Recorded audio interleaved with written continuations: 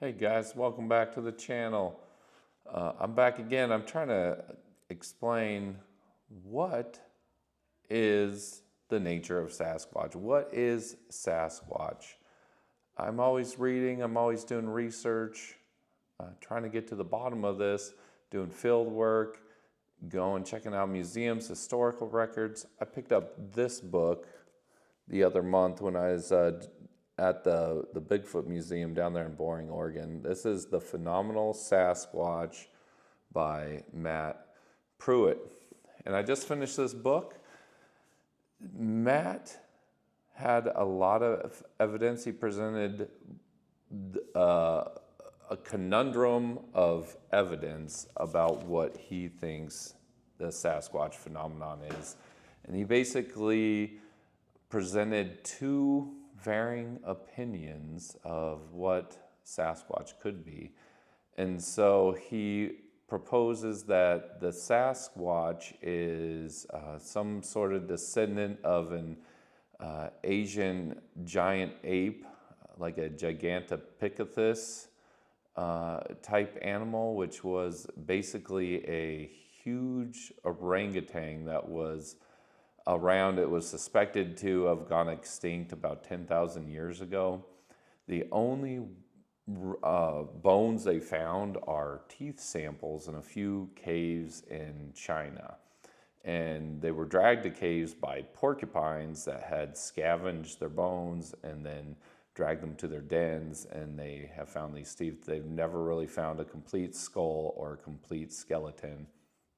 And based off of his research and the evidence he presented, based off of a bunch of different sources, people seeing Sasquatch, footprints, people interacting with Sasquatch, he thinks that the Sasquatch phenomenon, or the conclusion he would have us draw based off that book, is that the Sasquatch phenomenon originates from either that ape or a descendant of that great ape that has branched off. And he proposes that the apes came over from Asia on the land bridge, just as early humans did, to North America, and they still exist in remote areas of wilderness that can sustain a large primate like that.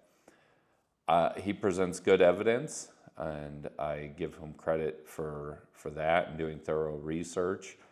I'm not going to go into all the details of that. You'll have to pick it up, but he is very scientific in his approach, and he presents that most of the supernatural type Sasquatch encounters are from the human psyche trying to justify what they're seeing, a creature that essentially shouldn't be in that area, with what they're actually seeing. So it's kind of like their minds are filling in the holes. When you see something that's not supposed to be there, your mind is naturally going to say, hey, this is some sort of supernatural being. And so that's where he proposes the supernatural side of Sasquatch originates from. And he even ties it into Native American legends or First People legends, that's what they were experiencing when they were describing Sasquatch, and then goes into early European explorers interacting with that Sasquatch. They didn't even know what a gorilla was at that time, so they were calling them mountain devils or trolls or whatever, but it was an actual animal, just an undiscovered great North American ape. Farther, he presents the other side of the argument, which I've heard this before too, that Sasquatch is just created in our minds. It's our primordial imprint in our DNA that we're scared of the woods, and then our minds create this image that presents as a giant predator out to get us in the dark woods. And he didn't put much stock in that. He kind of debunked that because of all the physical evidence we have of Sasquatch. I mean, we have recordings, we have videos, we have footprints, we have hair samples. And so he pretty much laid it out that there is some sort of phenomenon going on that is a physical phenomenon. It can't be just in our minds because of this physical evidence. And I thought he did a great job in that book. I do have one complaint. You know, I read a lot of books. I love Sasquatch. I do a lot of research, alternative research. Him. Oh, and one other thing I did like. So I'd assume he was, I bought this book at that Bigfoot Museum in Boring, Oregon. They were involved in the Finding Bigfoot show. And the curator's Cliff, which is one of the guys from that show. And I assume Matt, it sounded like when he was given thank yous at the end, he thanked those guys. But he did acknowledge that his main regret is they have a very scientific approach for looking for Bigfoot. And he said, hey, we have failed, that we've been investigating Bigfoot for 20 plus years and we have not found any non-disputable scientific evidence to present to academia sources. That would be college research or scientists or whatever. And I like that he admitted that they have failed on that. And I mentioned that in my other video, that those guys had 10 years with huge amounts of funding and they still didn't come up with hard evidence. So kudos on him. And I've had a discussion with Cliff before at the museum. I don't think he's a big fan of mine, but one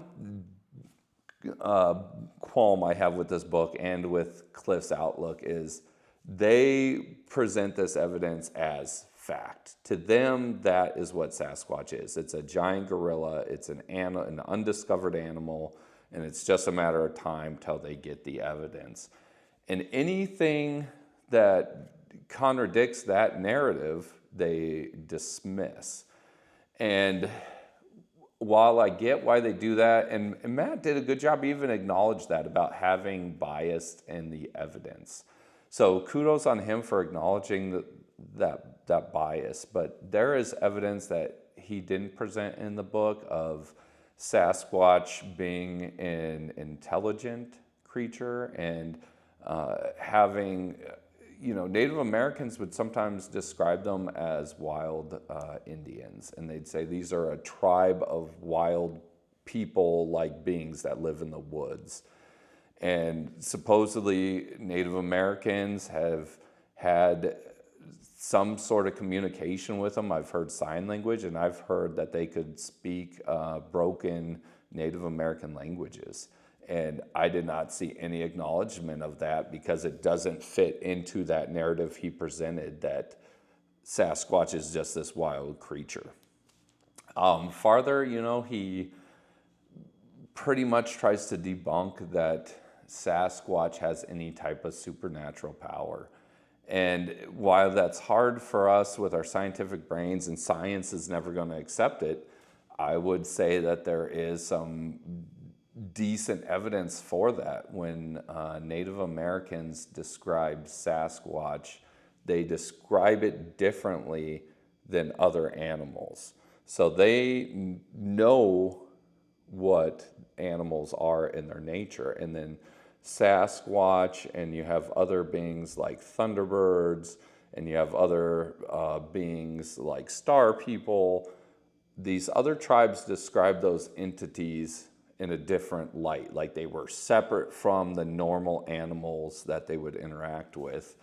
And he basically just said that, you know, that wasn't accurate. They were just putting, because it's such a rare animal and it's so elusive, they were just giving it supernatural characteristics because it was hard for them to interact with this creature or whatever. And, you know, I get what he's trying to do. He's trying to make Sasquatch a viable scientific endeavor. And that they're trying to get this narrative of this is what Sasquatch is. You know, are people psychically communicating with Sasquatch? that's kind of a stretch for me. But I would say there is pretty strong proof that people have had communication with Sasquatch that was just completely disregarded. And, does Sasquatch have supernatural abilities? I don't know. Nobody knows. But to, completely discredit that, I don't know that I can do that. I will say that, what Matt presents is more logical in our scientific world, that he presents a strong case that there is a Sasquatch out there, and has a physical presence that people can see and interact. And he goes into quite a bit of detail about what a Sasquatch could eat and how it follows seasonal foods and it exploits foods, and really a compelling read. So I will say it was written at I'd say a college level reading. So it's not an easy read. It's pretty thick. It's got some pretty scientific type stuff into it. But if you want a deep dive into the scientific proof of Sasquatch, I would recommend this book. And really, I would still give it 5 out of 5. It was well written and it presented a lot of good evidence. So give it a look, and let me know what you guys think in the comments below, and like and subscribe. We'll see you guys next time.